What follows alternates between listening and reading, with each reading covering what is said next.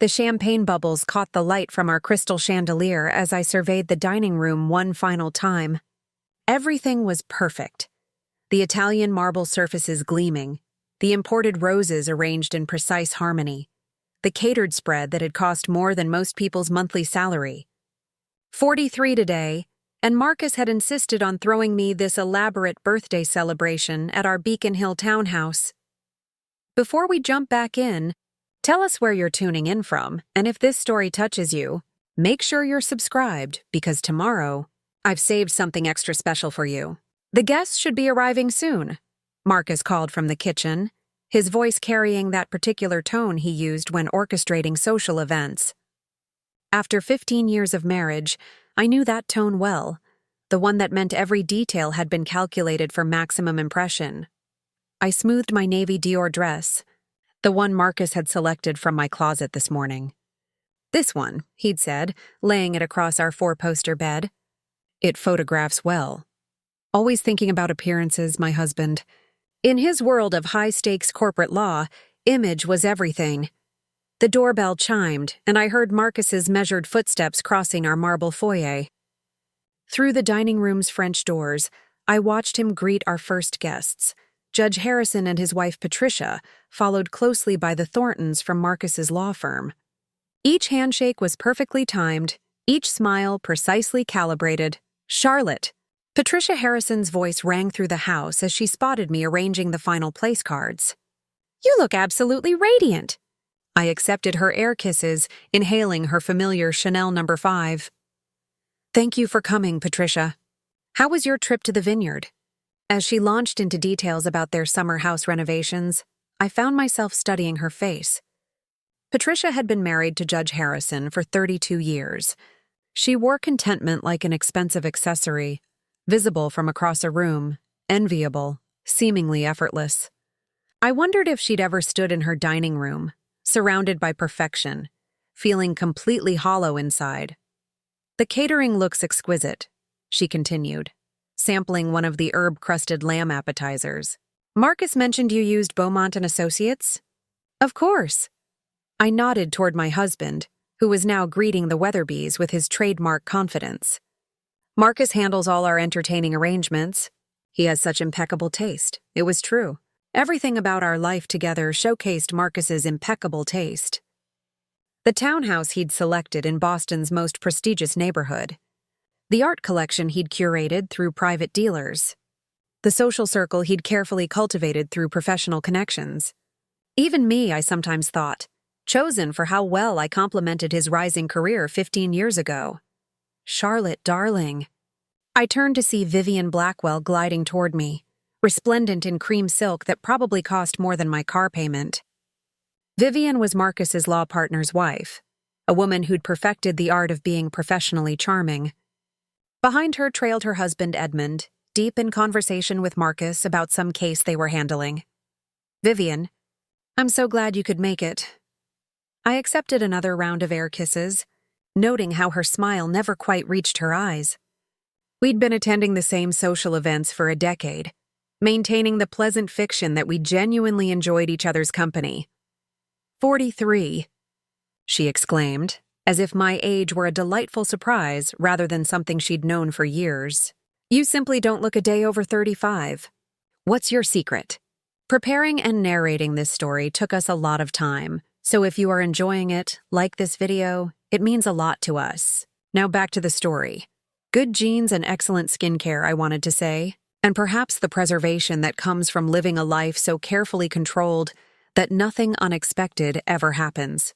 Instead, I smiled and deflected. "You're too kind. How's Lauren adjusting to Yale?" As Vivian launched into proud mother mode, describing her daughter's academic achievements, I let my gaze wander around the room. 35 guests, all precisely selected from Marcus's professional and social networks. His law partners and their wives. A judge and several courthouse connections. The mayor's chief of staff and her husband. A curator from the Museum of Fine Arts. 2 city council members, notable in their absence. Anyone I'd choose for myself. My college roommate Sarah, who lived in Oregon and worked as a veterinarian. My book club friends who met monthly at the local library. My yoga instructor, Elena, whose wisdom about life had kept me grounded through some difficult times. The neighbors I actually talked to, not just the ones whose property values matched our own. Marcus had explained, of course, when I'd suggested including some of my own friends. Darling, we need to keep the guest list focused. These events are important for networking. You understand, and I had understood, or at least I'd accepted. There was a difference, though it had taken me years to recognize it. The Ashfords couldn't make it. Marcus appeared beside me, his hand settling possessively on my lower back. Something about their son's lacrosse tournament. I told them we understood, of course. Of course, I echoed, watching as he smoothly transitioned into conversation with Vivian about Edmund's latest case. Marcus was in his element, the consummate host, the respected attorney, the devoted husband celebrating his wife's birthday with style and generosity. From the outside, we were perfect. The successful lawyer and his elegant wife, the power couple who'd built an enviable life in Boston's elite circles. Our relationship was stable, financially secure, socially prominent. We'd navigated 15 years of marriage without any major scandals, affairs, or public disagreements. The problem was that perfection, I was learning, could be its own kind of prison. Ladies and gentlemen, Marcus called out, tapping his champagne flute with a silver knife. The conversation gradually died as 35 faces turned toward him. If I could have your attention for just a moment, I felt my body tense slightly. Marcus enjoyed these public moments, but something about his posture seemed different tonight. His shoulders were squared in a way I recognized from watching him in courtroom footage, the stance he adopted when delivering closing arguments. First, I want to thank you all for joining us tonight to celebrate Charlotte's birthday, he began, his voice carrying easily through our dining room. Many of you know how much I value your friendship and professional relationships. You've been witnesses to our journey together, our success, our partnership. Murmurs of approval rippled through the group. I smiled automatically, playing my role as the appreciated wife, even as something cold began forming in my stomach. 15 years ago, when Charlotte and I married, we promised to build a life together. And what a life we've built. Marcus gestured around our beautifully appointed home. This house, our social connections, the respect we've earned in this community, it's all been the product of careful planning and mutual dedication. More nodding from our guests. Judge Harrison raised his glass slightly, and several others followed suit. But as those of you in the legal profession know, Marcus continued, his tone shifting subtly, sometimes even the most carefully crafted partnerships reach a natural conclusion. The cold in my stomach spread outward. Around the room, confused glances began passing between guests. Vivian's smile faltered. Edmund looked like he was trying to solve a complex legal puzzle, which is why I wanted to share this news with all of you, our dearest friends and closest professional associates before it becomes public knowledge. Marcus turned to look directly at me, and in his eyes I saw something I'd never noticed before. Calculation so pure it was almost clinical. Charlotte and I have decided to separate. The silence that followed was absolute. 35 people holding their breath, champagne flutes frozen halfway to lips, canapes forgotten on sterling silver plates. I stood there, my own glass trembling slightly in my hand, and felt the ground shift beneath my feet. Not because Marcus was announcing our separation, though that was certainly a shock, but because of how he was doing it. The careful staging, the audience selection, the formal tone. This wasn't a husband reluctantly sharing difficult news with friends. This was a lawyer presenting his case to a jury. I know this comes as a surprise, Marcus continued, his voice gentle now, almost sympathetic. It's been a difficult decision for both of us. These things happen, even in the best marriages. People grow apart. Priorities change. Sometimes the kindest thing you can do is acknowledge when a partnership has run its course. My mind raced, trying to process what was happening. When had we decided this? I remembered our conversation last Tuesday about refinancing the mortgage. Wednesday's discussion about holiday plans with his parents. Friday's dinner reservation at our favorite restaurant for next week.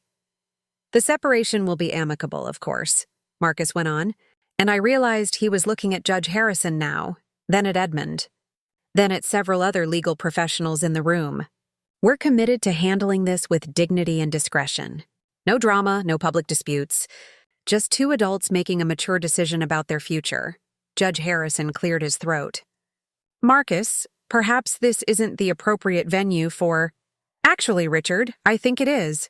Marcus smiled, that courtroom smile I'd seen him use to devastating effect. These are the people who matter to us professionally and socially. Charlotte and I both value transparency with our community. Both value transparency.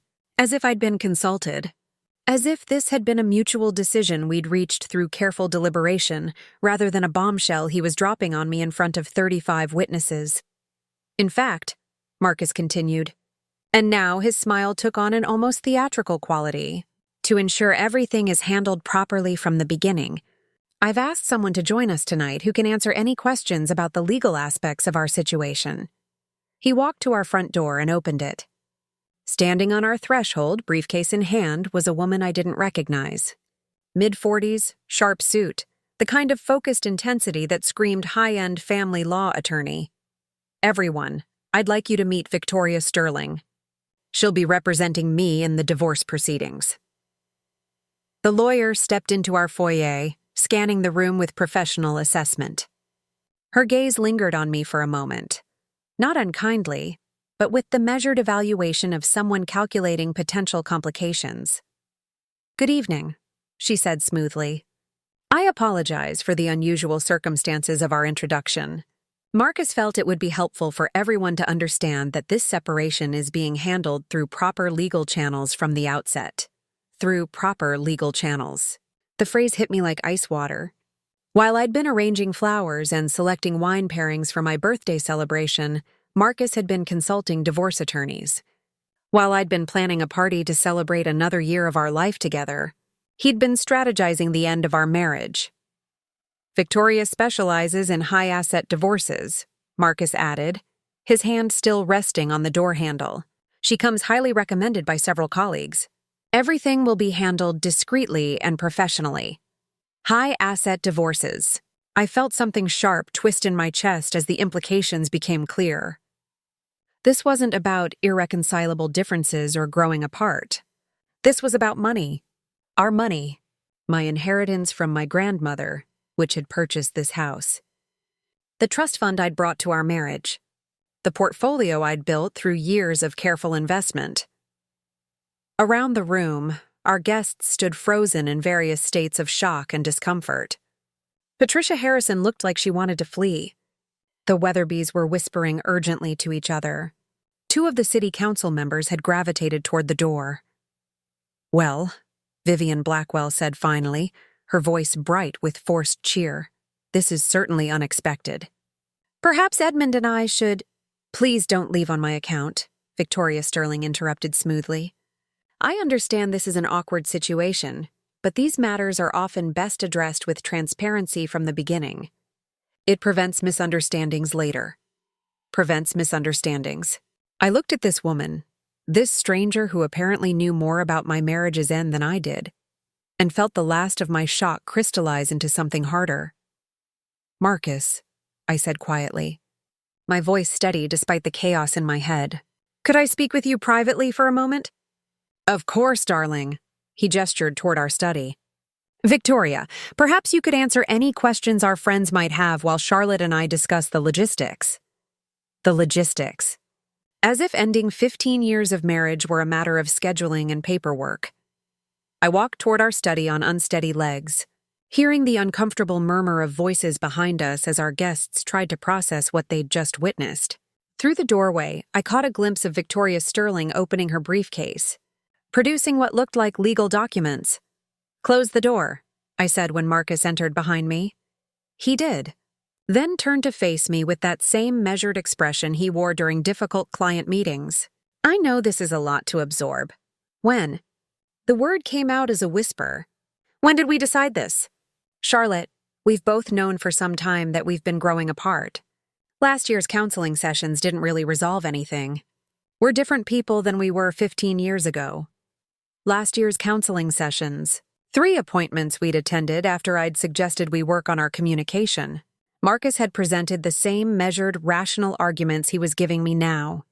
I'd tried to explain that I felt like we were living parallel lives, that our conversations had become purely logistical, that I missed feeling like partners rather than efficient housemates.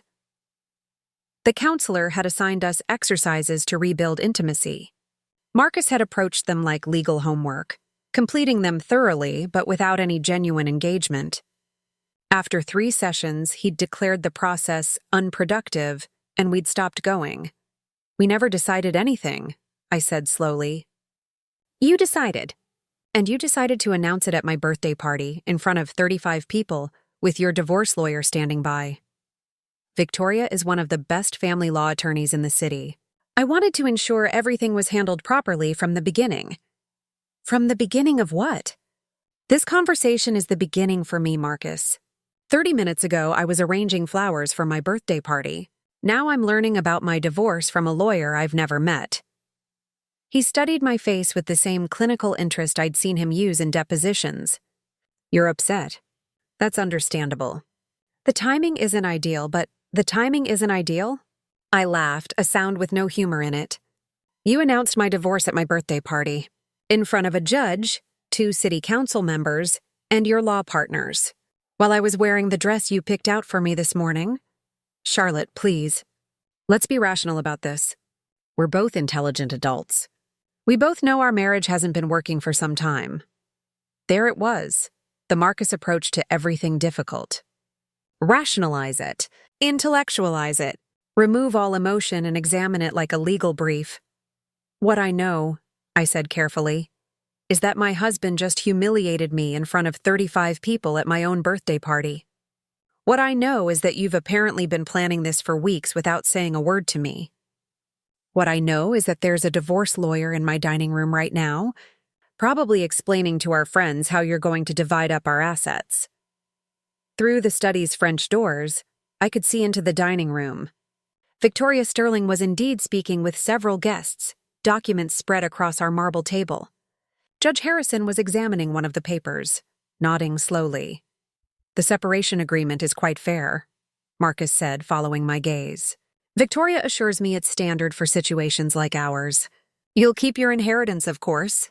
The house will need to be sold, but you'll receive your fair share. The investment portfolio will be divided according to contribution percentages.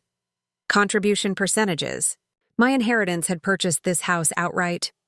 My trust fund had provided the initial capital for our investment portfolio. My connections through my grandmother's estate had opened several doors for Marcus's career in his early years. But I'd never worked outside the home, had never built my own legal practice, had never generated the kind of income Marcus did. In his calculation of contribution percentages, did 15 years of managing our social obligations, maintaining our home, and supporting his career advancement count for anything? You've thought of everything, I said. I've tried to be thorough. You know how I am about preparation. Through the study door, I could hear voices in the dining room growing louder. Someone laughed, nervous, uncomfortable laughter. Victoria Sterling's voice cut through the chatter, professional and controlled. The prenuptial agreement, of course, simplifies many of these matters, I heard her say. Prenuptial agreement. The document Marcus had insisted upon before our wedding, the one his father had recommended.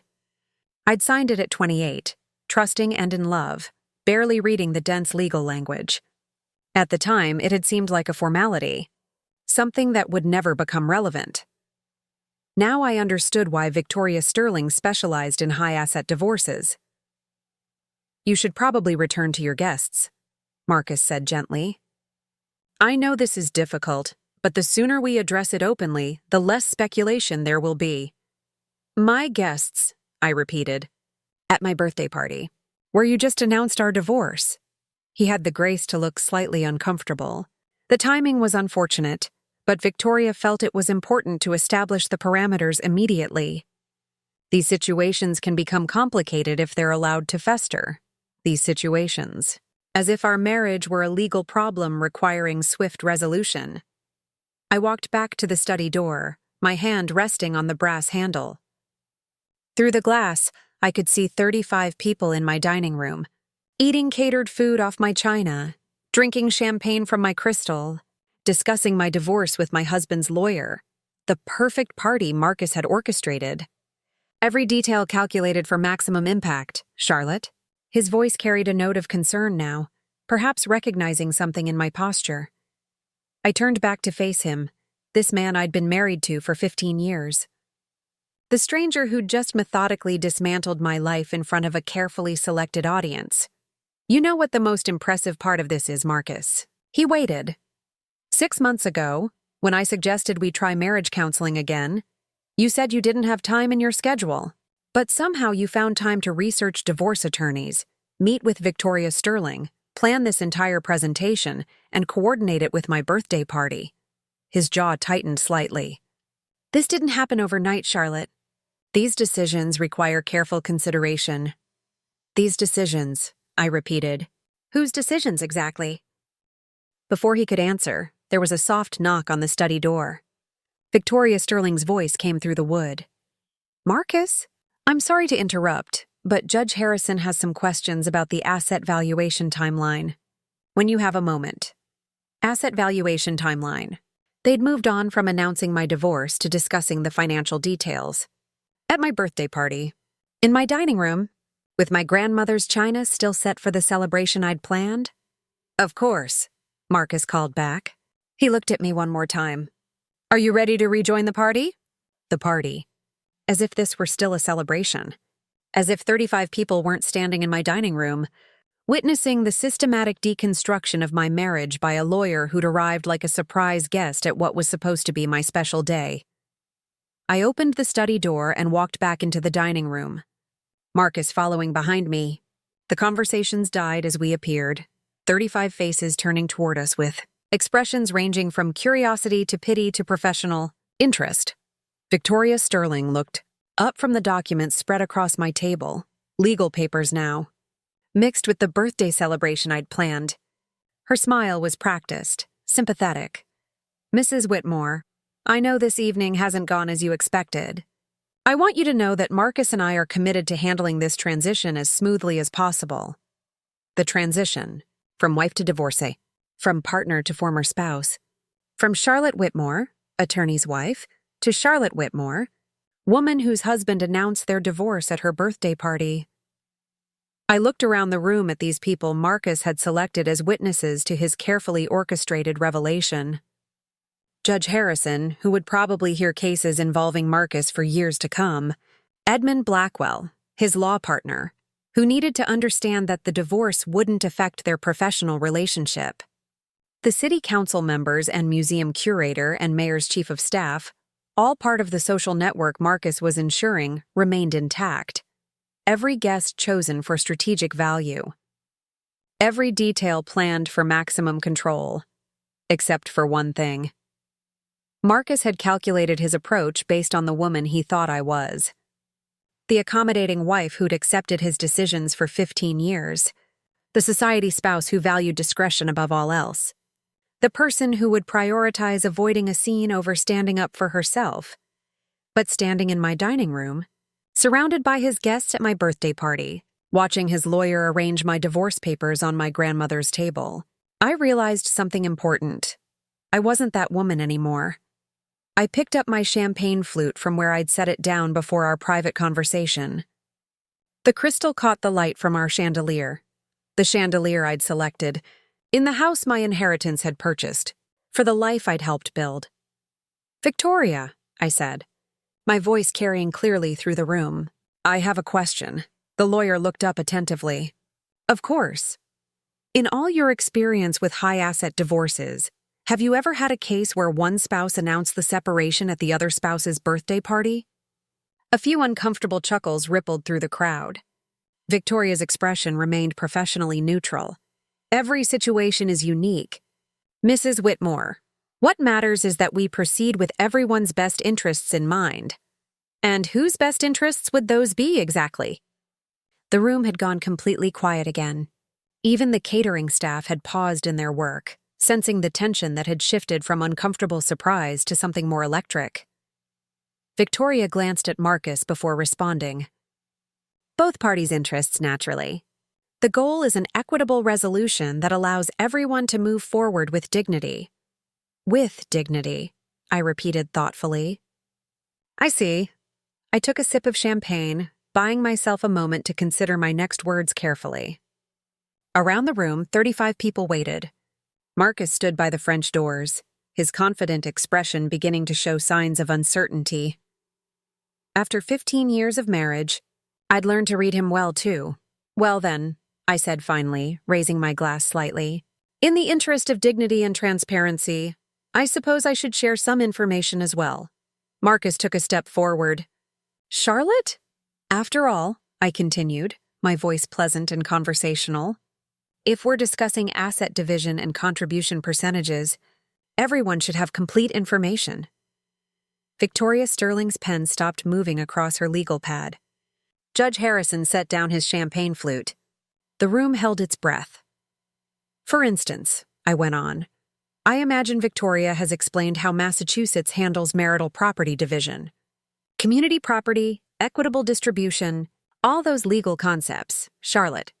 Perhaps we should discuss this privately, Marcus said, his lawyer instincts finally engaging.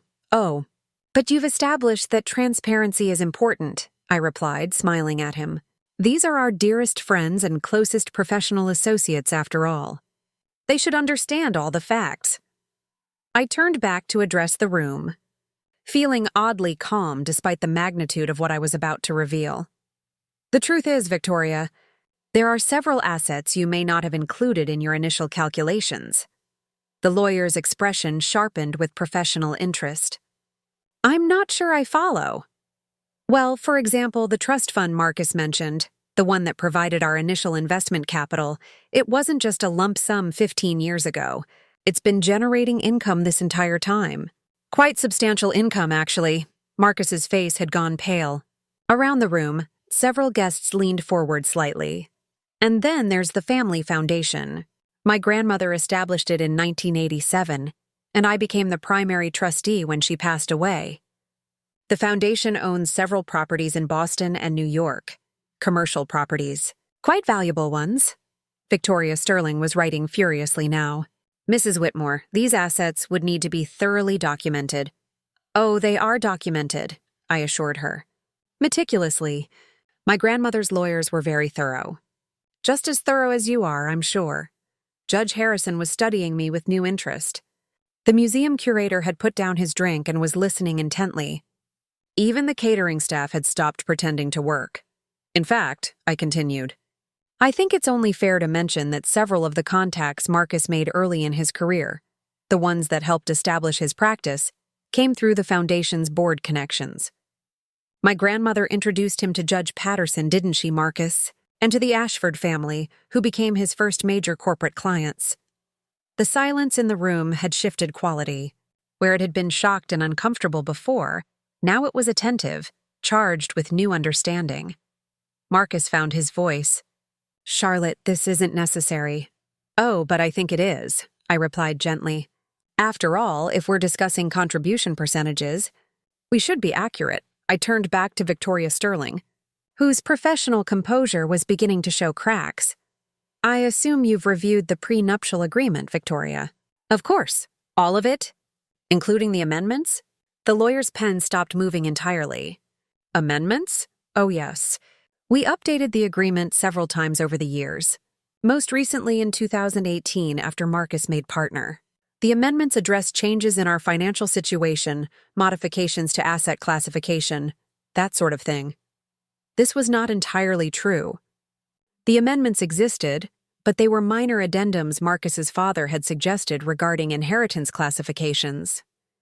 But Victoria Sterling didn't know that, and Marcus looked like he was trying to remember details he'd never paid attention to. I have copies of all the documents in my private safe, I added helpfully, along with the foundation papers, the trust documentation, and the property deeds. Judge Harrison cleared his throat. This is quite complex, Marcus. You might want to postpone any detailed discussions until you have complete information. Indeed, said Edmund Blackwell. looking like a partner who was suddenly concerned about potential professional complications. Around the room, the carefully selected audience was beginning to see Marcus's perfectly orchestrated announcement in a different light. Instead of a respected attorney handling his personal affairs with admirable transparency, he was starting to look like someone who might have rushed into legal action without complete information. Victoria Sterling closed her legal pad. "Mr. Whitmore, I think Judge Harrison is right. We should schedule a comprehensive review before proceeding with any formal documentation." "That sounds wise," I agreed cheerfully. "After all, we want to be thorough. These situations can become complicated if they're allowed to fester." Marcus's own words, delivered back to him with a smile. The room began to stir as guests sensed the evening's drama was winding down. Conversations resumed in small clusters, though the focus had clearly shifted from social pleasantries to professional speculation. Victoria Sterling was gathering her papers, her efficient confidence replaced by the careful movements of someone who'd realized she might have incomplete information. Marcus stood by the French doors, no longer the commanding figure who'd controlled the evening's narrative. I finished my champagne and set the empty glass on the table where Victoria's legal documents had been spread moments before. "Well," I announced to the room, "I think that's enough excitement for one birthday party. Thank you all for coming. It's been quite an evening." As guests began collecting their coats and making polite but hurried departures, I caught Patricia Harrison's eye. She approached me with a look of genuine concern. "Charlotte, dear, are you all right?" "I'm fine, Patricia. Thank you for asking. If you need anything, someone to talk to, a recommendation for legal counsel, please don't hesitate to call." I squeezed her hand. "I appreciate that more than you know."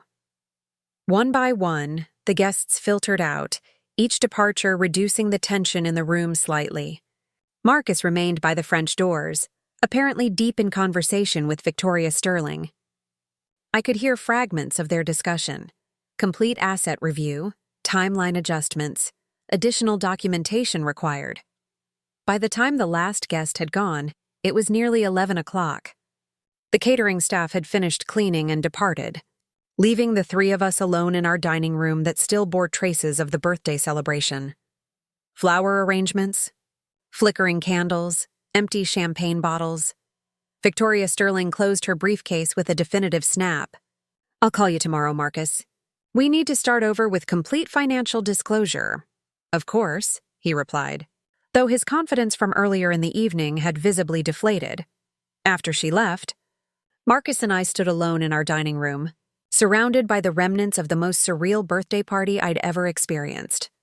"You realize," he said finally, "that this doesn't change the fundamental situation.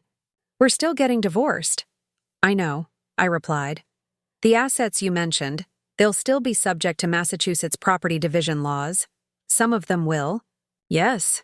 He studied my face, looking for clues about what I was thinking. After 15 years of marriage, I'd learned to control my expressions as carefully as he controlled his courtroom demeanor. "The amendments to the prenup," he said carefully. "I don't recall them being as significant as you implied tonight."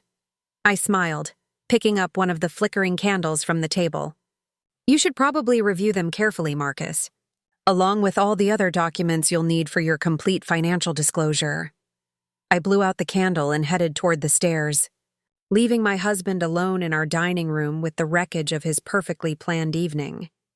Because while Marcus had spent weeks orchestrating tonight's revelation, calculating every detail for maximum control and minimal resistance, he'd made one crucial miscalculation.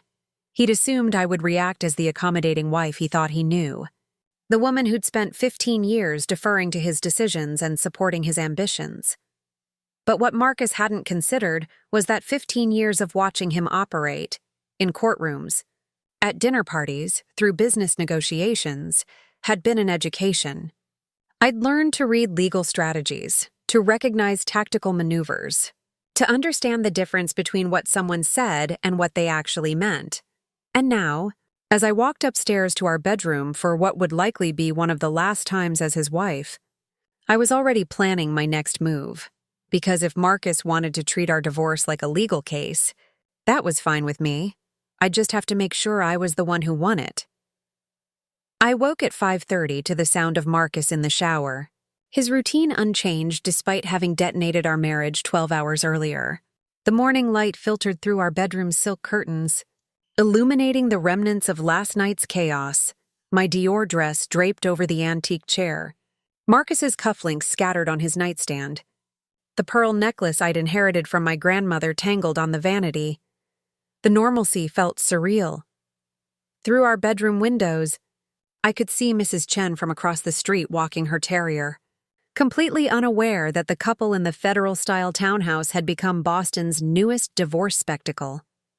I wondered how long it would take for the news to spread through Beacon Hill, through Marcus's law firm, through the carefully constructed social network that had witnessed my public humiliation. My phone had been buzzing since dawn. 17 missed calls, most from numbers I didn't recognize. The legal vultures were already circling. Marcus emerged from our ensuite bathroom, knotting his burgundy silk tie with practiced precision.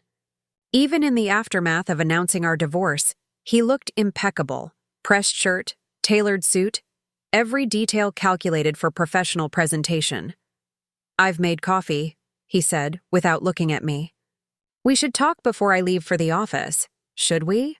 I remained in bed, studying this man who could orchestrate the destruction of our marriage and then offer coffee like nothing had changed. Victoria needs that financial documentation you mentioned. The sooner we provide complete disclosure, the smoother this process will be. The process. Always reducing human complexity to procedural steps. I'm not giving Victoria Sterling anything until I have my own representation. Marcus paused in adjusting his tie. "Charlotte, be reasonable. Dragging this out with competing attorneys will only increase costs and complications." Costs and complications for whom, exactly? He turned to face me fully, and I caught a glimpse of irritation beneath his professional composure. "For both of us. This doesn't have to become adversarial. Marcus, you announced our divorce at my birthday party with your lawyer present. It became adversarial the moment you decided to treat our marriage like a hostile takeover. That's dramatic. I was trying to handle this efficiently. Efficiently. The word that defined our entire relationship. Our wedding had been efficiently planned, our social life efficiently managed, our conversations efficiently limited to logistics and schedules. Even our intimacy had become efficient. Predictable timing, predictable duration, predictable conclusion. I sat up in bed, pulling my silk robe tighter. "Tell me something, Marcus. When did you first contact Victoria Sterling?" "That's not relevant to—" "When?" He straightened his cufflinks, buying time. 6 weeks ago, 6 weeks. While I'd been planning our summer vacation to the Cape, Marcus had been consulting divorce attorneys. While I'd been selecting new artwork for our living room, he'd been strategizing the division of our assets. And the separation papers she had last night, how long did those take to prepare? "Charlotte, these questions aren't productive." "How long, Marcus?" 3 weeks. The admission came out clipped, reluctant. 3 weeks of detailed legal preparation. 3 weeks of calculating asset values, reviewing our prenuptial agreement, mapping out his strategy. All while maintaining the fiction of normalcy. All while letting me plan my own birthday celebration. Did you ever consider discussing this with me before involving lawyers? We tried counseling. It didn't work. We attended 3 sessions that you treated like depositions. You never once addressed what I actually said about feeling disconnected, about wanting more emotional intimacy in our marriage. Marcus checked his Rolex, a gift from me for our 10th anniversary. "I don't see the point in rehashing old arguments, as if my attempts to save our marriage were merely historical grievances rather than genuine efforts at connection." I got out of bed and walked to our bedroom window, looking down at Beacon Hill's cobblestone streets. 15 years ago, when my grandmother's inheritance had allowed us to purchase this house, I'd imagined filling it with children's laughter, holiday gatherings, the warm chaos of a real family. Instead, we'd filled it with Marcus's legal colleagues, strategic social events, and the polite emptiness of 2 people who'd forgotten how to truly see each other. "The foundation," I said without turning around. "The one I mentioned last night. How much do you know about its actual structure? I know it generates income. I know your grandmother established it. Beyond that, you've always handled those details yourself. Always handled those details myself. Because Marcus had never shown interest in any aspect of my family history that didn't directly benefit his career advancement. The foundation controls more than you realize, I said quietly. Commercial properties in Boston's financial district. A minority stake in Whitmore Development Group, my great-uncle's company. Several trusts that have been generating compound interest for decades. I heard Marcus set down his coffee cup. What are you saying? I'm saying that when Victoria Sterling calculates our contribution percentages, she might be surprised by what I've actually contributed to this marriage. The silence stretched between us, filled with 17 years of assumptions being quietly dismantled. You never mentioned, you never asked. I turned to face him. In 15 years of marriage, you never once asked for details about my family's financial structure. You knew there was money, you knew it was substantial, but you were content to let me manage it as long as it supported your lifestyle. Marcus's professional composure was beginning to crack.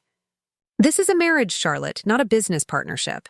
We don't need to audit every financial decision, don't we? Because your divorce strategy seems based on treating it exactly like a business partnership. Assets, contributions, equitable distribution, all very clinical, very rational. My phone buzzed again. This time I recognized the number. Patricia Harrison, calling at 6:15 in the morning. I let it go to voicemail. People are talking, Marcus said, reading the caller ID display. Last night was unusual. As if publicly humiliating your wife was merely a social faux pas rather than a calculated betrayal. Yes, I imagine Judge Harrison and your law partners found it quite educational. You made it seem like I was hiding assets, Charlotte. Like I was trying to defraud you somehow. Were you? The question hung in the air like smoke from last night's candles. Of course not. I just didn't realize the full extent of your family's holdings. Because you never bothered to learn. In 15 years, you never asked about my grandmother's businesses, never inquired about the foundation's operations, never wondered why I spent so much time managing investments that seemed to require minimal attention. I walked to my vanity and began untangling the pearl necklace, each knot requiring patience and careful attention. Like the foundation's structure, the knots looked simple from a distance but revealed unexpected complexity upon closer examination. The Whitmore Foundation employs 43 people, I continued, working at a particularly stubborn tangle. It owns 12 commercial properties, has endowed scholarships at 3 universities, and maintains a $2.8 million emergency fund for supporting women's shelters and legal aid organizations. Marcus had gone very still. 2.8 million? The emergency fund alone. The foundation's total assets are considerably more substantial. I freed the last knot and fastened the necklace around my throat, watching in the vanity mirror as Marcus processed this information. You're saying you control millions in assets that I didn't know about? I'm saying I control a family legacy that you never bothered to understand, despite benefiting from its connections and resources for our entire marriage. My phone rang again, this time Victoria Sterling's office number. I declined the call and turned to face my husband. Marcus, when you were a junior associate struggling to build your practice, who introduced you to the Ashford family? Your grandmother. Through her position on which board? He hesitated. The foundation's advisory board. And when you needed capital to buy into Edmund's partnership, where did we get the money? From your trust fund, which is administered by whom? The foundation. The words came out flat, defeated. And our house, our art collection, our investment portfolio, what provided the initial capital for all of it? Marcus sat heavily in the bedroom's reading chair, a piece I'd selected from an estate sale connected to one of the foundation's beneficiary families. I didn't realize, he said finally. No, you didn't. Because you were content to let me handle the family money as long as it supported your ambitions. You never asked about board meetings, never inquired about investment strategies, never wondered why I spent hours each week on foundation business. I moved to our walk-in closet, selecting a navy wool suit, armor for the day ahead. Behind me, I could hear Marcus shifting in his chair, probably calculating revised asset valuations in his head. "This changes the financial dynamics significantly," he said. His lawyer instincts engaging. "Yes, it does. Victoria will need complete documentation. Victoria Sterling isn't getting anything from me. As I said last night, I'll be securing my own legal representation. Charlotte, we should coordinate our approaches. Competing law firms will just drive up costs." I emerged from the closet, holding my suit. "Costs aren't my primary concern, Marcus. Justice is. Justice!" He stood up, straightening his jacket. "This is a divorce, not a criminal trial. You systematically deceived me for weeks while planning to publicly humiliate me at my own birthday party. You brought a divorce lawyer to what I thought was a celebration of our marriage. You announced the end of our relationship to 35 people before discussing it privately with your wife." I paused, letting each point land. If that's not criminal, it should be. Marcus checked his watch again, another efficient gesture designed to signal that this conversation was approaching its time limit. "I need to get to the office. Victoria has already rescheduled her morning to accommodate the new information from last night. Give Victoria my regards. Tell her I look forward to meeting her in court." "This doesn't have to go to court, Charlotte. We can still handle this privately, like you handled it last night. With such discretion and privacy." He walked toward our bedroom door, then paused. "What are you going to do today?" "Research attorneys. Review documents. Begin protecting assets that you apparently didn't know existed. The foundation's assets aren't marital property, are they?" The question revealed everything. After 15 years of marriage faced with divorce, Marcus's primary concern was calculating what he might lose rather than what we'd both lost when our relationship died. "Some are. Some aren't. My attorney will make those determinations." "Your attorney," he repeated. "Anyone I know?" I smiled, selecting shoes from the closet. "I'm sure you'll find out soon enough. Boston's legal community is quite small. After all." After Marcus left for his office, I sat in our kitchen with coffee and my grandmother's address book, a leather-bound relic filled with handwritten contacts accumulated over 60 years of business and social relationships. Names and numbers that represented networks Marcus had never fully understood, connections he'd taken for granted. Patricia Harrison had left 3 voicemails, each more concerned than the last.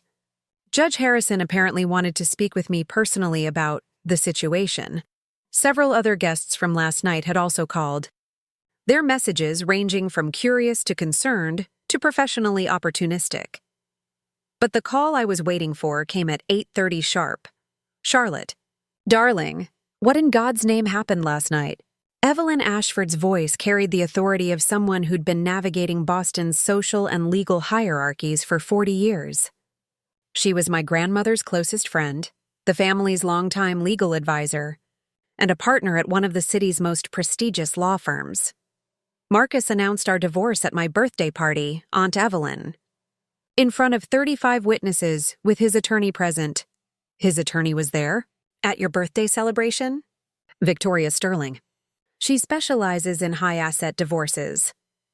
The silence on the other end of the line was profound. Evelyn Ashford had built her career on reading legal situations with extraordinary precision, and I could practically hear her calculating the implications. "Charlotte, dear, I need to ask you something, and I want you to answer carefully. Do you believe Marcus has been systematically planning this divorce while deliberately keeping you uninformed?" "Yes."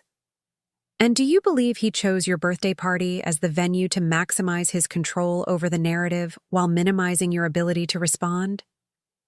"Absolutely." "Then we have a problem. Not a marital problem, a legal problem. What Marcus did last night might constitute a breach of fiduciary duty." Fiduciary duty. The legal obligation between married spouses to act in good faith regarding shared financial interests. Explain. By secretly planning divorce proceedings while maintaining access to marital assets and information. By consulting attorneys without your knowledge while you continued making financial decisions based on the assumption of ongoing marriage. He may have violated his legal obligation to act in your best interests. I set down my coffee cup, understanding beginning to dawn. Are you saying he broke the law? I'm saying he may have engaged in conduct that a court would find legally problematic, particularly if significant assets were involved, assets he should have disclosed to his attorney, but apparently didn't understand himself. Through our kitchen window, I watched a delivery truck navigate Beacon Hill's narrow streets, the driver consulting GPS while trying to find an address in our labyrinthine neighborhood. Like Marcus, assuming technology could substitute for actual knowledge of the terrain. Evelyn, I need legal representation. Of course you do, dear. And not just any representation. You need someone who understands both family law and trust administration. Someone familiar with complex asset structures. Someone who won't be intimidated by Marcus's reputation or his firm's resources. Do you have someone in mind? I have myself in mind if you'll have me. I've been waiting 40 years for the chance to take Marcus Whitmore down a peg or two. I laughed for the first time since last night's disaster. You never liked him. Your grandmother didn't like him either, though she was too polite to say so directly. She worried he saw you as an acquisition rather than a partner. My grandmother had been right, of course. Marcus had courted me with the same strategic approach he used for everything else. Identifying objectives, calculating advantages, executing a plan designed to achieve desired outcomes. There's something else, Charlotte. Something you should know before we proceed. What? The foundation structure. Your grandmother designed it specifically to protect family assets from potential marital disputes. She was quite explicit about that when we drafted the documents. My grandmother, who'd survived the Great Depression, 2 world wars, and 3 economic recessions, had understood that protection required preparation. What does that mean practically? It means that most of the foundation's assets are legally protected from marital property division. Marcus can't touch them, and neither can Victoria Sterling. I felt something shift in my chest, not quite relief, but a dawning recognition of possibilities I hadn't considered. But there's more, Evelyn continued. If Marcus has been benefiting from foundation resources without understanding their legal structure, if he's built his career using connections and capital that were always legally separate from marital assets, yes? Then he may owe the foundation restitution for improperly leveraging protected assets for personal gain. The tables weren't just turning, they were about to flip completely. Outside our kitchen window, Boston was waking up to another day of business as usual. Commuters hurried toward the T station. Coffee shops opened their doors. The familiar rhythm of urban life continued unchanged. But inside our federal-style townhouse on Beacon Hill, the balance of power in one of Boston's most prominent marriages had just shifted dramatically. Evelyn, I said, when can we meet? Evelyn Ashford's law office occupied the entire 32nd floor of One International Place, with floor-to-ceiling windows offering commanding views of Boston Harbor. At 71, she remained one of the most formidable attorneys in Massachusetts, her silver hair pulled back in a chignon that had intimidated opposing counsel for 4 decades. Victoria Sterling, Evelyn mused, reviewing the business card I'd retrieved from last night's chaos. Competent but predictable. She builds cases like paint by numbers, methodical but lacking imagination. I sat across from her massive mahogany desk, surrounded by leather-bound legal volumes and framed photographs documenting her career victories. Among them, I spotted a picture of her with my grandmother at some long-ago charity gala, both women radiating the quiet confidence of people who understood power. Marcus chose her because she's safe, Evelyn continued. She won't take unnecessary risks, won't pursue creative strategies that might backfire. Very much Marcus's style, controlled, conventional, calculated.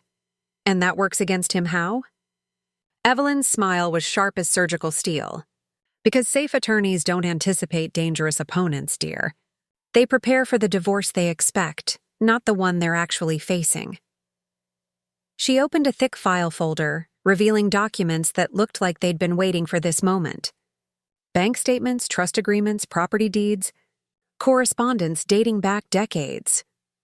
Your grandmother was quite thorough when she established the foundation's protective structures, Evelyn explained, spreading papers across her desk.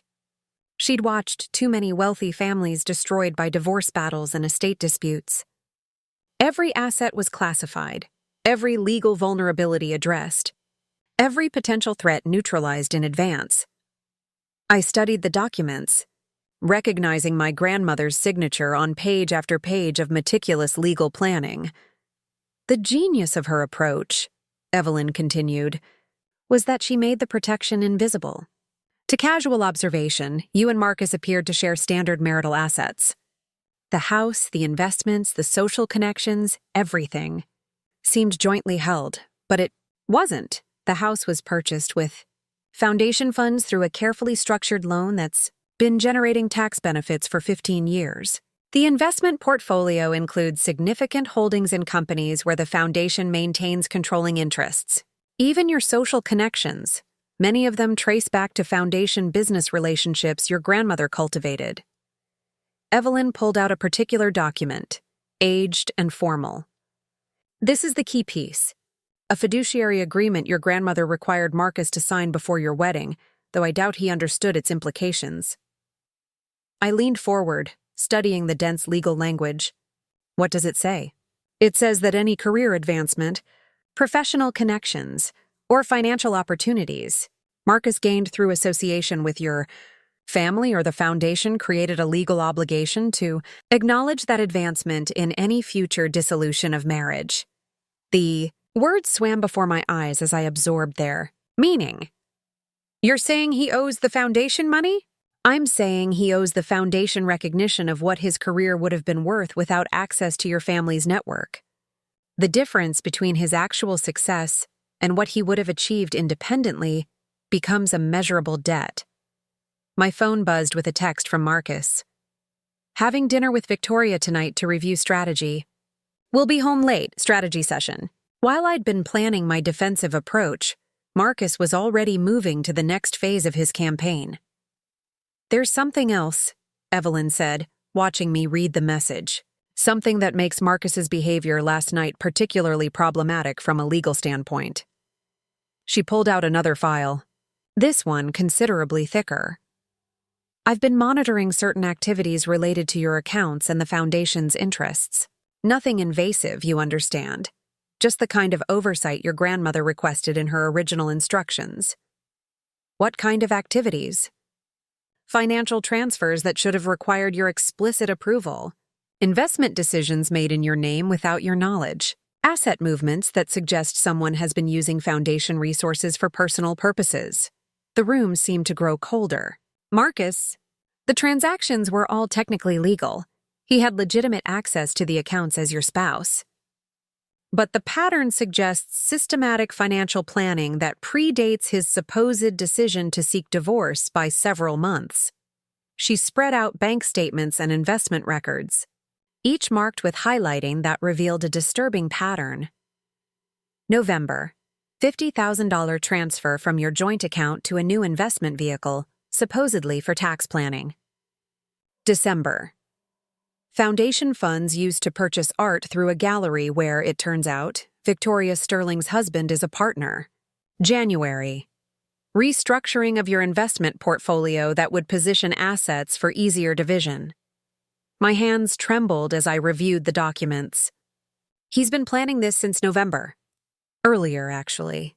But November is when the financial preparation began. He's been systematically positioning assets for divorce while maintaining the fiction of marital harmony. I thought about our Christmas holiday. Marcus's increased attention to financial paperwork he claimed was routine maintenance. His new interest in tax optimization strategies he'd discussed with his colleagues. This is criminal, isn't it? It's certainly unethical. Whether it's criminal depends on several factors we'll need to investigate. But Charlotte, this is much more serious than a typical high-asset divorce. If Marcus has been deliberately defrauding marital property while planning divorce proceedings, she didn't need to finish. I understood the implications. What do we do? Evelyn's expression shifted from lawyer to grandmother's friend. We destroy him, dear. Carefully, methodically, and completely legally. She pressed a button on her desk intercom. Sarah, Please send in the team. The door opened to admit 3 people: a forensic accountant who looked like he could unravel the Federal Reserve's books, a private investigator whose quiet demeanor suggested extensive experience in delicate matters, and a younger attorney whose enthusiasm practically radiated from her perfectly tailored suit. Charlotte, meet your legal team. David handles complex financial analysis. Rebecca specializes in asset tracing. And Jennifer is our expert in marital misconduct cases. Jennifer stepped forward, her handshake firm and confident. Mrs. Whitmore, I've been following your husband's career for years. His reputation for strategic thinking is about to work against him. How so? Because strategic thinking requires understanding all variables in the equation.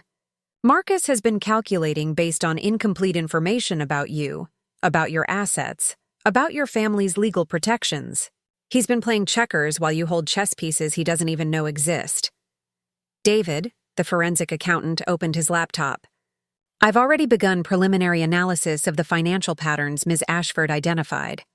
The picture that's emerging suggests Marcus has been treating your marriage like a hostile acquisition for at least 8 months. 8 months. While I'd been worrying about our emotional distance and trying to reconnect, Marcus had been strategically planning my financial destruction. The art purchases are particularly interesting, Rebecca added, consulting her notes. The gallery where the transactions occurred specializes in pieces that appreciate quickly but are difficult to value precisely. Perfect for hiding assets or manipulating appraisals. And the timing, Jennifer observed, coordinates with several changes to Massachusetts divorce law that would have affected high asset cases. Marcus wasn't just planning your divorce. He was timing it to maximize his advantages under current legal precedents. I sat back in my chair, overwhelmed by the scope of Marcus's betrayal. This wasn't the impulsive decision of a man who'd grown apart from his wife. This was a calculated campaign of deception that had been unfolding for most of a year. What's our response? I asked. Evelyn smiled. We're going to give Marcus exactly what he wants, a strategic legal battle. But he's going to discover that his strategy was based on fundamental misunderstandings about his opponent. She gestured to Jennifer, who opened a thick folder. Phase 1. Complete financial audit of all marital assets, including forensic analysis of every transaction Marcus made without your explicit knowledge. David will trace every dollar, every investment decision, every asset movement. Phase 2, Rebecca continued. Comprehensive investigation of Marcus's professional activities. If he's been using foundation connections for personal advancement while planning to divorce you, we need documentation of every benefit he's received. Phase 3, Evelyn concluded. We file for emergency relief based on Marcus's breach of fiduciary duty, seeking immediate asset protection and potentially criminal referral for fraud. Criminal referral? If the financial analysis reveals systematic deception intended to defraud marital property, yes. Massachusetts takes spousal financial fraud very seriously. My phone rang, Marcus calling from his office. Answer it, Evelyn advised. But be careful. From this moment forward, assume everything you say to him may be used in court. I accepted the call, putting it on speaker so the team could listen. Charlotte, I've been thinking about our conversation this morning. Perhaps we should discuss the foundation, documentation sooner rather than later. His voice carried that controlled reasonableness he used when maneuvering toward predetermined outcomes. What documentation specifically, Marcus? Well, if the foundation's assets are as significant as you indicated, Victoria needs complete information to ensure proper classification. We don't want any surprises during discovery. Discovery, the legal process where each side disclosed evidence to the other. Marcus was fishing for information while trying to sound collaborative. I think my attorney should handle those discussions. I replied carefully. A pause. You've retained counsel already? This morning, yes. Anyone I know? I looked at Evelyn, who nodded slightly. Evelyn Ashford. The silence on the other end stretched so long I wondered if the call had dropped. Evelyn Ashford, Marcus finally repeated, his voice noticeably different. That's unexpected. Is there a problem with my choice of representation? No problem. She certainly qualified, just aggressive for what should be a straightforward dissolution. Straightforward dissolution. As if systematically deceiving your spouse for 8 months was routine marital maintenance. I don't think anything about this situation is straightforward. Marcus? Well, perhaps we can keep things civil despite our choice of counsel. There's no need for this to become adversarial. Jennifer was writing notes rapidly, documenting Marcus's attempts to control the narrative even during a supposedly private phone call. I agree completely, I said. Civil and honest. Full disclosure of all relevant information. Complete transparency about financial activities and asset management. Another pause. Marcus understood legal subtext as well as anyone, and my words were clearly sending messages he didn't want to receive. Of course. Victoria and I will coordinate with Ms. Ashford's office to ensure proper information exchange. I'm sure Victoria will find the process quite educational. After the call ended, Evelyn looked pleased. He's rattled. Did you hear the shift in his voice when you mentioned my name? Why would my choice of attorney affect him that much?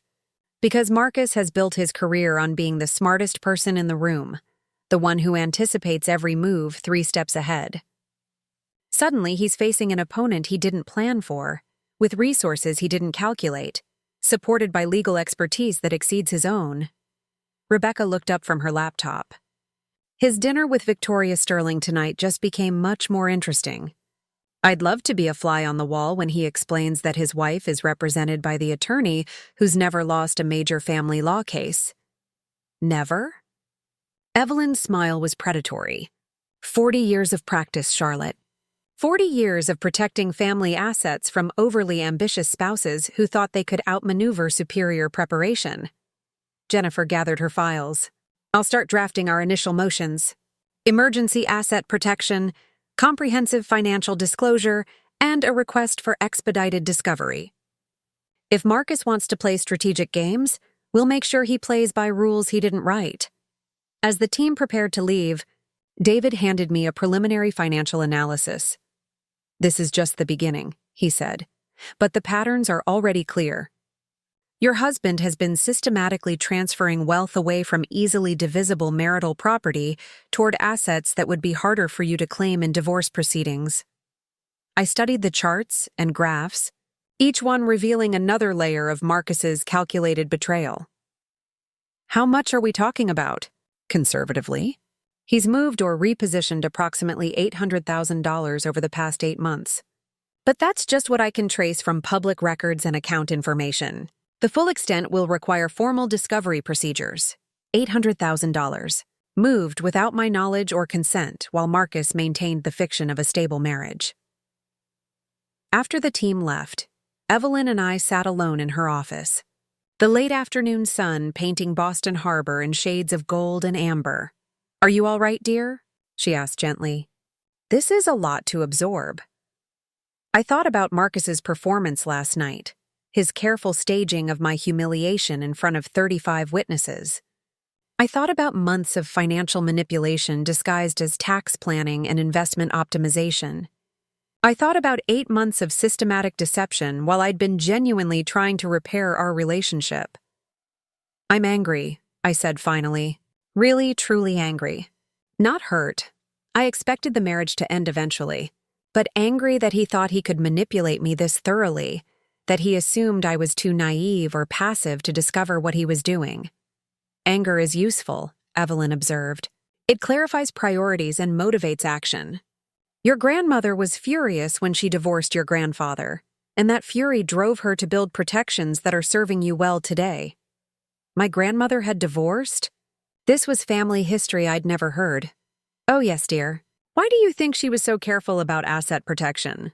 She'd watched her husband systematically undermine her financial position while planning to leave her for his secretary. Sound familiar? It sounded very familiar indeed. What happened to him? He discovered that superior legal strategy beats overconfidence every time. He ended up paying alimony for 23 years and never recovered financially from the settlement. I looked out at Boston Harbor, watching ships navigate the complex channels that required local knowledge to traverse safely. Like the foundation's legal structure, the harbor looked simple from a distance, but revealed hidden complexities that could destroy the unprepared. Evelyn, when we destroy Marcus's strategy, and I believe we will, what happens to his career? That depends on how extensively he's violated ethical and legal boundaries. If the financial fraud is as systematic as it appears, he could face disciplinary action from the Bar Association, potential criminal charges, and certainly professional disgrace. And if he's been using my family connections for professional advancement while planning to divorce me, then he'll learn that burning bridges has consequences, especially when you don't own the land on both sides of the river. I gathered my things, feeling lighter than I had since last night's disaster. For 15 years, I'd accepted Marcus's version of reality. His assumption that his intelligence and legal training made him the natural leader in our relationship. But Marcus had made a fundamental miscalculation. He'd assumed that my years of apparent compliance indicated weakness rather than careful observation. He'd mistaken my preference for harmony as inability to wage war. "One more thing," Evelyn said as I prepared to leave.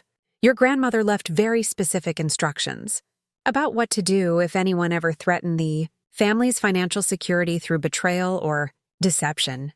She handed me a sealed envelope, marked with my grandmother's familiar handwriting. "For Charlotte, if she ever needs to remember her strength." Inside was a handwritten letter and a small key. "Safe deposit box 247 at First National," Evelyn explained. "Your grandmother said you'd know when the time was right to open it." As I left Evelyn's office and walked through Boston's financial district toward home, I felt the city differently than I had that morning. The same streets, the same buildings, but now I understood the networks of power and money that flowed beneath the surface like underground rivers. Marcus had spent months calculating his strategy based on visible assets and obvious advantages. But he'd never understood the deeper currents, the generational planning that had been protecting my family's interests long before he appeared in our lives. Tonight, while he strategized with Victoria Sterling, I would be learning what my grandmother had prepared for exactly this moment. The game was about to change dramatically, and Marcus had no idea what pieces were already in motion against him. The safe deposit box sat in the depths of First National Bank like a time capsule waiting to be opened. Box 247, my grandmother's secret repository, contained documents that would reshape everything I thought I knew about my family's legacy and Marcus's future. Inside, wrapped in acid-free tissue paper, lay 3 items that would prove to be the final pieces of a strategy 40 years in the making.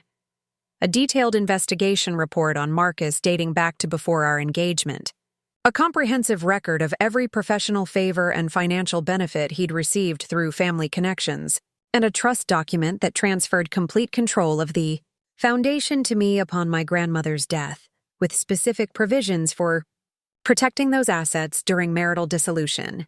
But the most devastating item was a single page of handwritten notes in my grandmother's precise script. Marcus Whitmore, Character Assessment, December 1995. Her observations were surgical in their accuracy. Ambitious beyond his capabilities. Values appearances over substance. Views Charlotte as access to resources rather than person to cherish.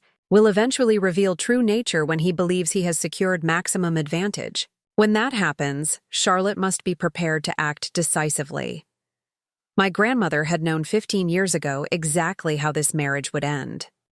The investigation report, conducted by the same firm Rebecca worked for now, documented Marcus's financial struggles before our marriage, his desperate search for wealthy romantic prospects, and his calculated courtship of me after researching my family background through public records and social connections. I wasn't his beloved wife. I was his most successful business acquisition. 3 hours later, I sat in our living room with these documents spread across the coffee table, waiting for Marcus to return from his strategy dinner with Victoria Sterling. The house felt different now, not like a home we'd built together, but like a stage set for a performance that was finally reaching its conclusion. At 11:30, I heard Marcus's key in the front door. He entered to find me reading by lamplight, the evidence of his calculated deception arranged in neat piles around me. "You're up late," he observed, loosening his tie with those familiar, efficient movements. "I had some reading to catch up on." He glanced at the papers, his legal training immediately recognizing official documents and investigation reports. His confident posture shifted almost imperceptibly. "What are you reading?" "My grandmother's files." She was quite thorough in her record-keeping. Marcus sat down across from me, his eyes scanning the visible documents. I watched his face as he recognized his own photograph clipped to what was clearly a private investigator's report. "Charlotte, whatever you think you found." "I found the truth, Marcus.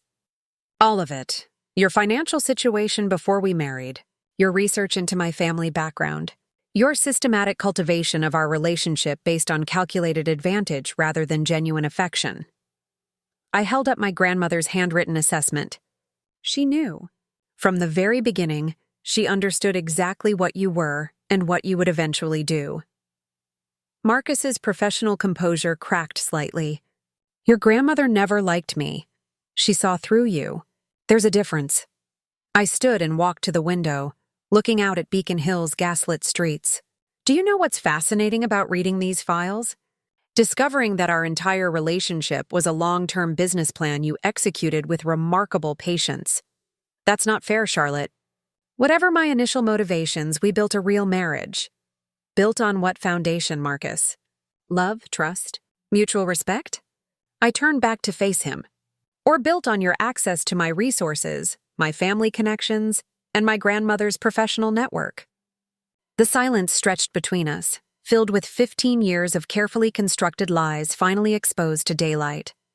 Every promotion you received, every major client you landed, every professional opportunity that advanced your career, all of it traces back to connections my family provided.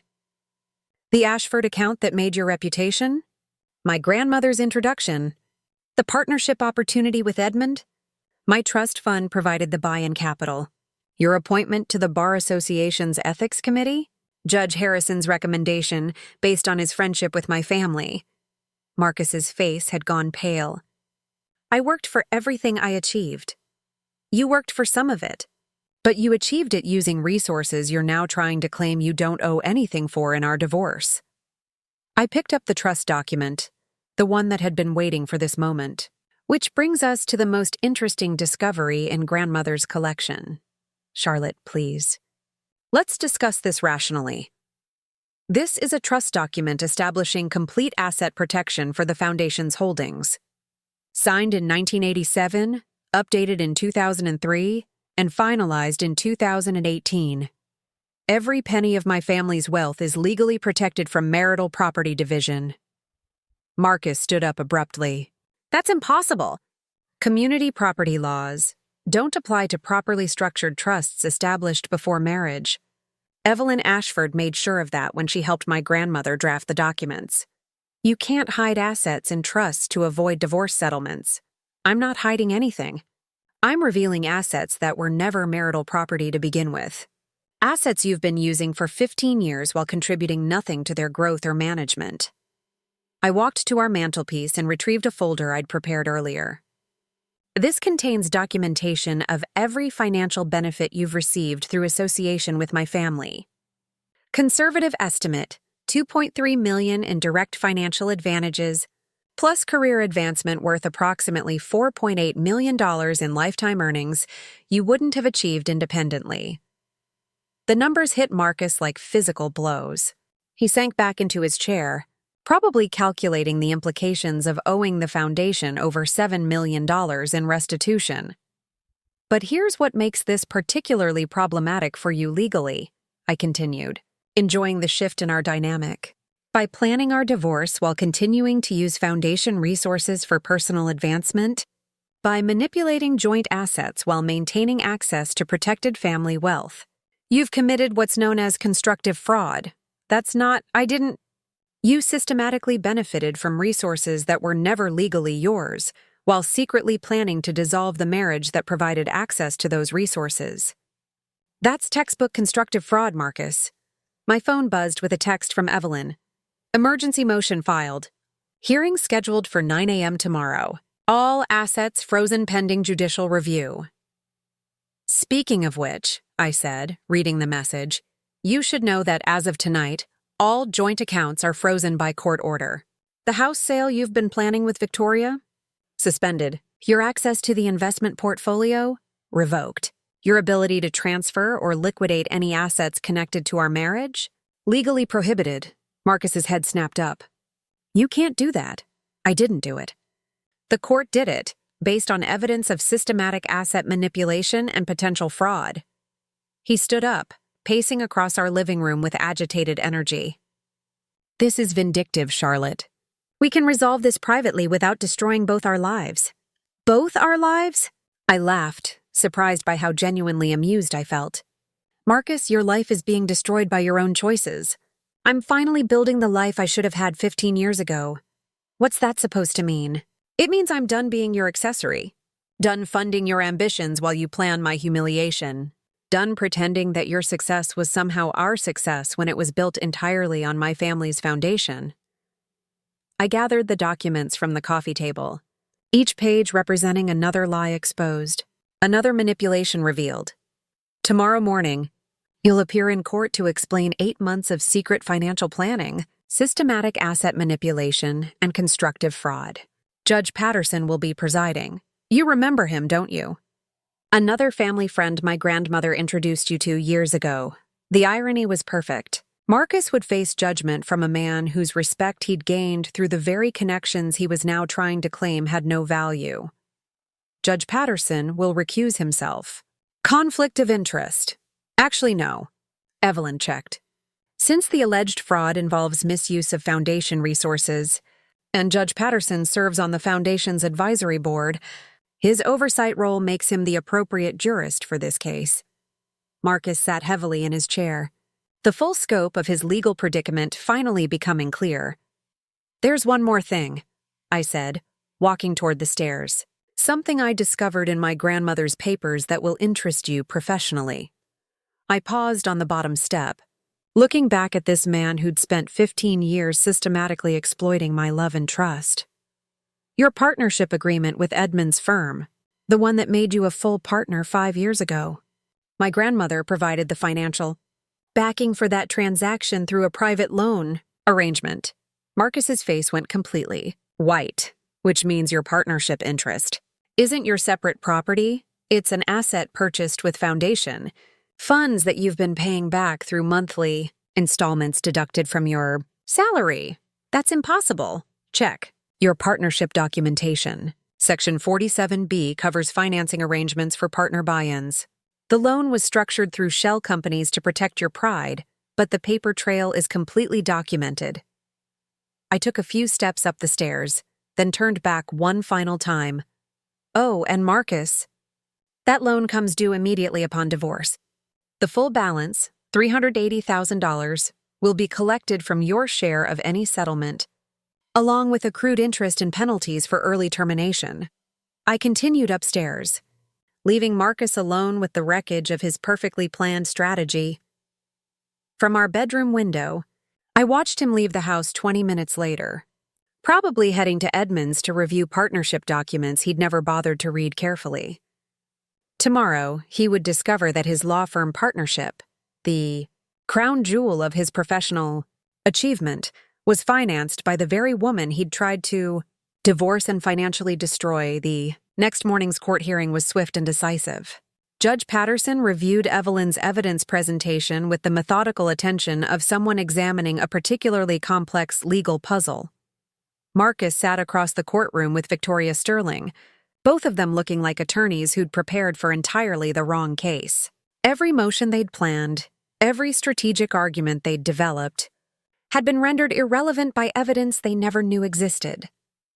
Mr. Whitmore, Judge Patterson said, reviewing the financial documentation, can you explain these asset transfers from November through January? Your Honor, those were routine financial optimizations discussed with my spouse. Mrs. Whitmore, the judge continued, were you consulted about these transfers? No, Your Honor. I only learned about them yesterday when my legal team uncovered the pattern. Victoria Sterling stood up. Your Honor, if I may, these appear to be standard portfolio adjustments. Ms. Sterling, Judge Patterson interrupted. Are you familiar with the fiduciary responsibilities between married spouses regarding asset management? Of course, Your Honor. Then you understand that systematic asset repositioning without spousal knowledge, particularly when conducted while secretly planning divorce proceedings, constitutes a serious breach of those responsibilities. Victoria's confident expression faltered. We would need to review the specific circumstances.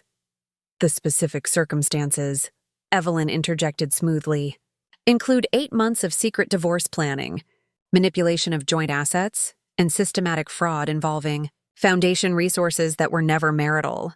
Property. She presented the judge with a comprehensive brief documenting every aspect of Marcus's deception. Judge Patterson spent 10 minutes reviewing the evidence in silence. When he looked up, his expression was grave. Mr. Whitmore, the evidence presented suggests systematic and intentional misconduct regarding marital assets and fiduciary responsibilities. I'm granting the plaintiff's motion for emergency asset protection and ordering comprehensive forensic accounting of all financial activities. During the relevant period, Marcus's face had turned ashen. Furthermore, the judge continued, given the apparent scope of the misconduct and the involvement of potentially fraudulent use of trust resources, I'm referring this matter to the District Attorney's Office for criminal investigation and to the Board of Bar Overseers for disciplinary review. Criminal investigation. Bar disciplinary review. Marcus's legal career was about to end in disgrace. Your Honor, Victoria Sterling said desperately, perhaps we could discuss a settlement arrangement. Ms. Sterling, your client is facing potential criminal charges for financial fraud. Settlement discussions are premature until the criminal investigation is complete. As we left the courthouse, Marcus looked like a man who'd watched his entire world collapse in the span of an hour. His legal career was under investigation, his finances were frozen, his professional reputation was about to be destroyed by his own ethical violations. Charlotte, he said as we reached the courthouse steps, please, we can work this out. I never meant for it to go this far. I stopped and turned to face him. This stranger who'd shared my life for 15 years while systematically planning its destruction. You announced our divorce at my birthday party, Marcus, in front of 35 witnesses, with your attorney present, after 8 months of secret financial manipulation. You meant for it to go exactly this far. I made mistakes. I can acknowledge that now. You made calculated decisions based on fundamental misunderstandings about who you were dealing with. Evelyn approached, carrying the briefcase that contained the complete documentation of Marcus's downfall. Charlotte, dear, shall we proceed to the next phase? What next phase? Marcus asked. The foundation is filing civil suit for restitution of improperly used resources. Evelyn explained pleasantly. $7.2 million, plus interest and legal fees. Marcus's legs nearly buckled. $7 million? Conservative estimate. The forensic accounting may reveal additional damages. I looked at Marcus one final time. This man who'd thought he could outsmart superior legal preparation, who'd assumed my years of apparent compliance indicated weakness rather than careful observation. You taught me something important, Marcus. You taught me the difference between being strategic and being wise. Strategic thinking focuses on immediate advantage. Wisdom involves understanding consequences.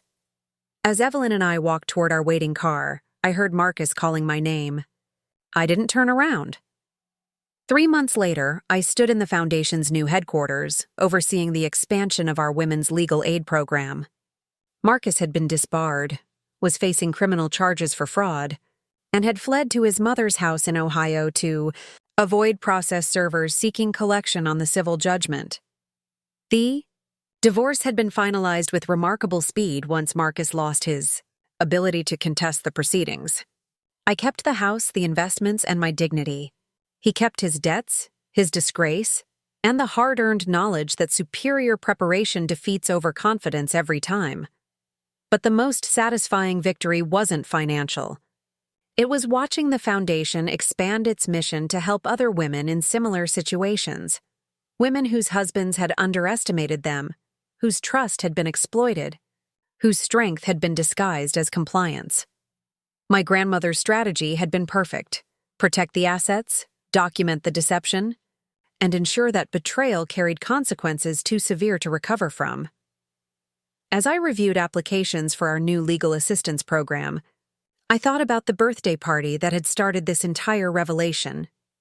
Marcus had intended it as the opening move in his strategic victory. Instead, it had been the moment when his 15-year deception finally collapsed under the weight of superior planning and deeper wisdom. After all, the most dangerous opponent isn't the one who makes the loudest threats. It's the one who smiles quietly while you destroy yourself, secure in the knowledge that justice is patient but inevitable. Marcus had learned that lesson far too late. Up next, you've got 2 more standout stories right on your screen. If this one hit the mark, you won't want to pass these up. Just click and check them out. And don't forget to like, subscribe, and turn on the notification bell so you don't miss any upload from us.